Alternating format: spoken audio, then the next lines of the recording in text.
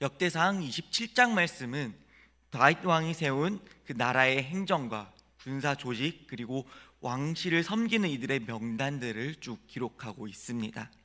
언뜻 보면 단지 그 이름과 숫자와 직책들을 나열한 목록처럼 보이지만 이 속에는 하나님 나라의 원리와 그 가치가 담겨져 있습니다. 하나님께서는 혼란이나 무질서 속에서 역사하지 않으신다는 것입니다. 창조 때부터 빛과 어둠을 나누시고 낮과 밤을 구별하신 것처럼 하나님의 나라는 항상 질서와 구조 속에 세워져 간다는 것입니다. 오늘 본문 말씀은 우리가 하나님 나라를 섬길 때 어떻게 준비가 되어야 하는지, 또 어떤 마음과 어떠한 태도로 그 주어진 자리를 감당해야 하는지를 함께 묵상하며 나아가겠습니다.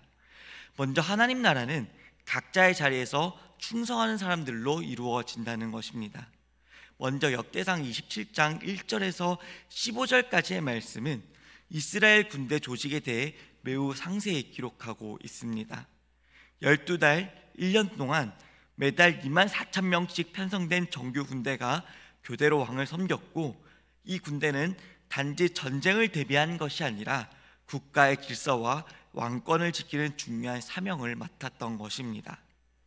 각 반마다 우두머리와 지휘관들이 있었고, 그들은 정해진 시간 동안 맡은 임무를 충성스럽게 감당하였습니다. 이 구조들을 쭉 보면 단순한 조직표 같아 보이지만 사실 이 안에는 하나님 나라가 어떠한 질서로 운영되고 어떠한 사람들에 의해 세워지에 대한 중요한 그 원리가 담겨져 있습니다. 각 반열들의 리더들을 살펴보면 매우 다양한 배경과 그 지파의 출신자들이 등장하는 것을 볼 수 있습니다. 대제사장 여호야다의 아들 브나야가 등장하며 군사 지도자 요압의 동생 아사엘과 그의 동생 스바다도 기록되어 있습니다. 또한 에브라임, 베냐민, 유다, 이사갈, 스불론 등 여러 지파의 출신의 지휘관들이 고르게 포함되어 있는 것을 볼 수 있습니다. 이것은 하나님 나라의 일은 몇몇 사람들의 헌신으로만 이루어지는 것이 아니라 모든 지체가, 모든 사람이 각자의 자리에서 충성을 다할 때 비로소 온전히 세워진다는 것을 말해주는 것입니다. 하나님께서는 각 사람에게 고유한 자리를 주셨습니다. 어떤 이에게는 앞에 나서서 말씀을 전하게 하시고, 또 어떤 이에게는 찬양을 맡기시며, 또 어떤 이에게는 어린아이들과 어르신들을 돌보는 사명을 주시고, 또 어떤 이들에게는 보이지 않는 곳에서 행정이나 또 재정을 맡기십니다. 교회와 하나님 나라는 단지 눈에 보이는 몇 명의 헌신으로 유지되는 것이 아니라 수많은 이들의 충성과 신실함들이 모여 견고히 세워지는 공동체인 것입니다. 누군가 그 자리를 떠나면 또 그 자리를 누군가 채워야 하고, 또 누군가가 무너진다면 그만큼 전체 질서도 영향을 받게 되는 것입니다. 오늘 본문의 군대 조직은 결코 허술하지 않았습니다. 철저한 체계와 그 정해진 기간과 책임자와 그 지휘자의 임명, 그리고 그 각 반별의 임무의 철저한 수행은 바로 하나님의 나라가 어떻게 질서 있게 이루어지는지를 보여주는 거울이었던 것입니다. 오늘날 우리 교회와 그 공동체도 이와 다르지 않다는 것을 볼 수 있습니다. 누군가의 작은 섬김, 그리고 이름 없이 헌신하는 손길 하나가 그 전체를 지탱하는 것입니다. 그리고 하나님께서는 그 모든 충성을 결코 잊지 않으신다는 것입니다. 주님께서는 말씀하십니다. 지극히 작은 자 하나에게 한 것이 곧 나에게 한 것이니라. 사랑하는 성도 여러분, 하나님의 나라는 각자의 자리를 충실히 지키는 그 사람들을 통해서 세워지게 됩니다. 오늘 이 말씀을 통해서 다시 한번 하나님께서 나에게 주신 사명과 나에게 주신 그 자리가 얼마나 소중한지를 깨닫고 우리의 그 각자의 자리를 신실하게 끝까지 지켜나가는 믿음의 사람들이 되기를 간절히 소망합니다.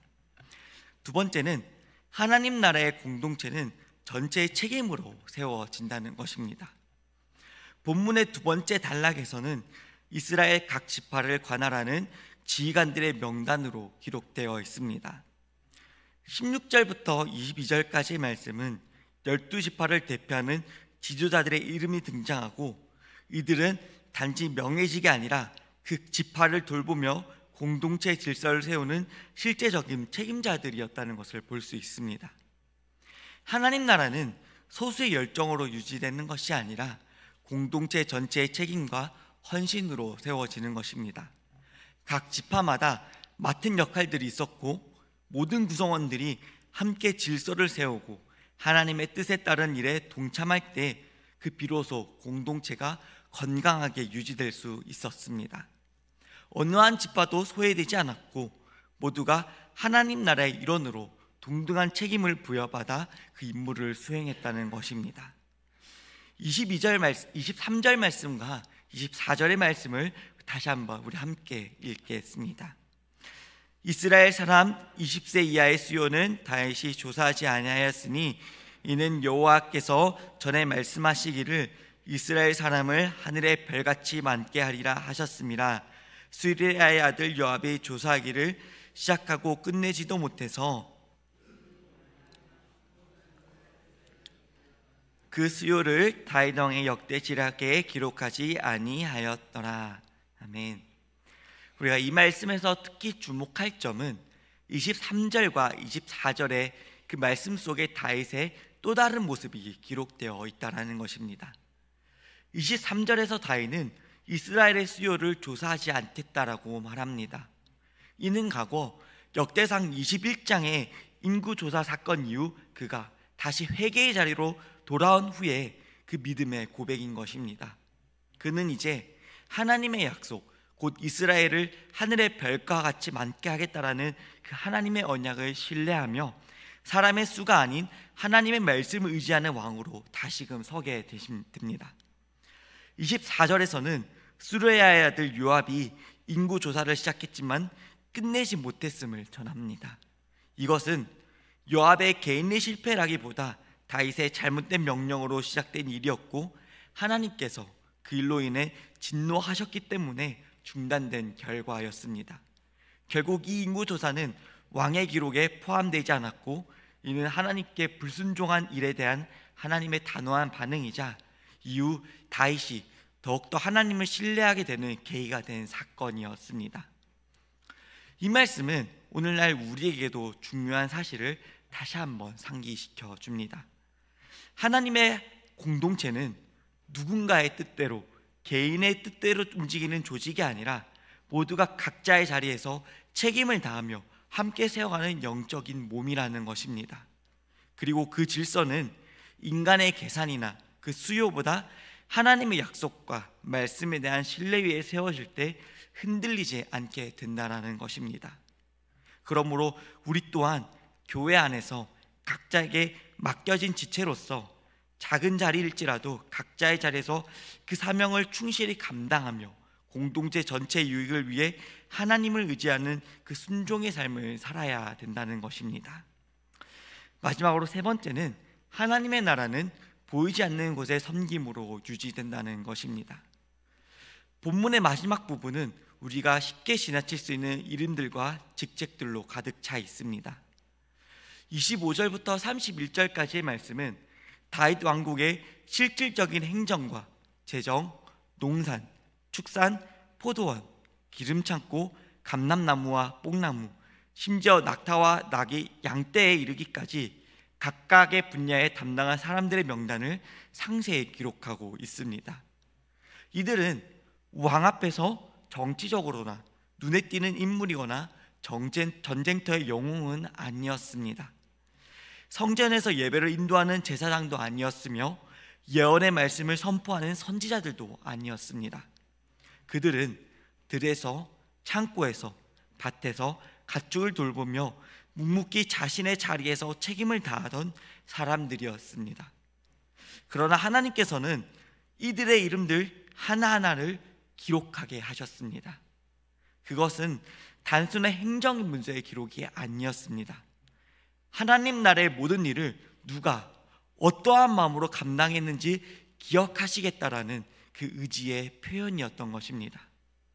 하나님께서 기억하시는 섬기는 무대 위가 아니라 무대 뒤 조용한 자리에서 이루어지는 그 헌신의 자리입니다.